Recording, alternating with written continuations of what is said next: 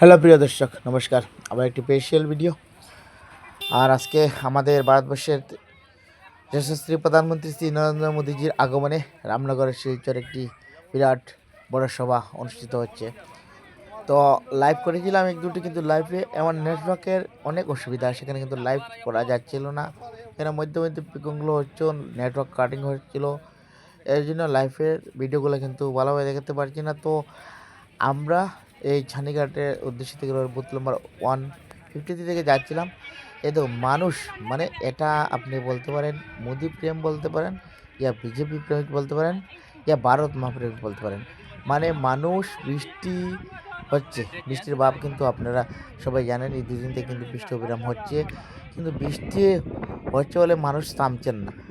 মানুষ যা অনুমান করা হয়েছিল, প্রায় 4 লক্ষ অধিক মানুষের যে ব্যবস্থা রাখা হয়েছিল বসার জন্য, 4 লক্ষ চেয়ারের ব্যবস্থা রাখা হয়েছিল, কিন্তু তার যে অধিক কিন্তু এই যে জনসাধারণ কিন্তু তার চেয়ে অধিক হচ্ছেন। কেননা চতুর্দিকে আপনারা যেদিকে তাকাতে পারছেন সেই দিকে কিন্তু মানুষ যেদিকে পারছে ওই দিকে ছুটে আসছে একমাত্র মোদিজিকে দেখার জন্য।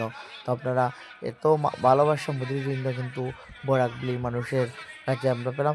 মোদিকে দেখার জন্য দূর দূরান্ত থেকে কিন্তু লক্ষ লক্ষ দিকের ভক্তদের আগমন। তো আমি দেখতে পাচ্ছেন আমার সম্মুখে কিন্তু খাদা রয়েছে, জল রয়েছে, এখানে অবিরাম কিন্তু বৃষ্টি হচ্ছে। দেখছেন ভিতরের অংশটুকু দেখুন, একদম পুরোপুরিভাবে যে 4 লক্ষ যে স্টেডিয়ামটা বানানো হয়েছিল, 4 লক্ষ বসার যে ক্যাপাসিটি রাখা হয়েছিল, সেটার মধ্যে কিন্তু পুরো পরিমাণে জনসাধারণ পড়ে গিয়েছেন।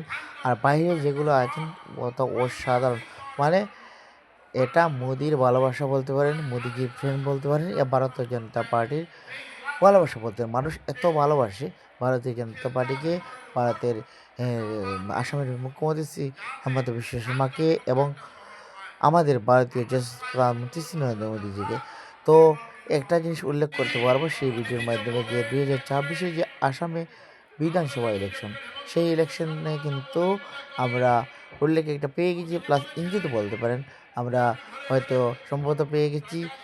এই ইঙ্গিতে আসামে আবার এই বিজেপি সরকার গঠন করবে, এটা আমি দৃঢ় বিশ্বাস। কেননা মানুষ এই বৃষ্টির মধ্যে যখন থেমে যখন হাঁটু কাদা নিয়ে কিন্তু এই মোদিকে দেখতে এসেছেন, তখন সদ্য মোদিজিকে দেখতে এসেছেন, তখন কিন্তু মানুষ ভোট দিতে কিন্তু পিছিয়ে পড়বেন না। তো সেটা উল্লেখযোগ্য করা যায় যে এই ইঙ্গিতটা পাওয়া যায় যে 2026 সনে যে আসামে বিধানসভা ইলেকশন হবে, সেই ইলেকশনে কিন্তু আমরা এক নজরে আবারও ভারতীয় জনতা পার্টির সরকার দেখতে পারবো, সেই আশাবাদী আমি মনে করতে পারি। তো যাই হোক, আপনারা ভিডিওটা ভালো লাগলে লাইক এবং শেয়ার করে দেবেন, পরবর্তী ভিডিওর জন্য তৈরি থাকবেন। ধন্যবাদ।